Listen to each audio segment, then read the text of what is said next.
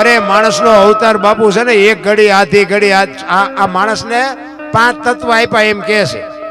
ધરતી, આકાશ, પવન, પાણી અને પ્રકાશ 5 તત્વનો દેહ બનાવ્યો ને. બીજા બધાને 5 તત્વ નથી.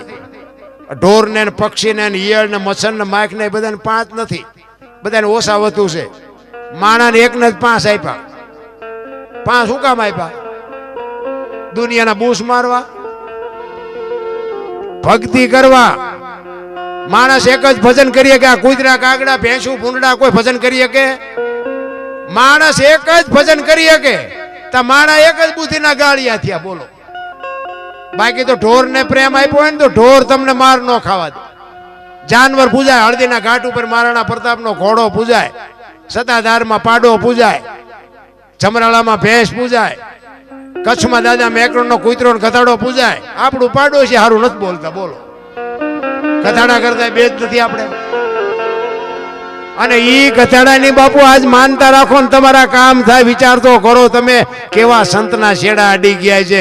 તમે હું તો માણા છે ભલા માણા. હું તો એમ કહું કે આપણે મર્યા પછી જો ગામમાં 5 જણા હરખી રીતે રોવે નહીં જીવાય ન કહેવાય ને ભલા માણા. કાક બાપુને લખવું પડે, મીઠપ ભરેલા માનવી જેથી આ જગ છોડીને જાય તેથી કાગા એની કાણ્યું ઘરે ઘરે મંડાય. આપણી નાતનો ન હોય, આપણા ગામનો ન હોય, આપણો હગો ન હોય, પણ તોય બાપુ માણા વિયો જાય ત્યાં હૃદયમાં આંચકો લાગે. કરે માણા જેવો માણા વિયો ગયો ભલા.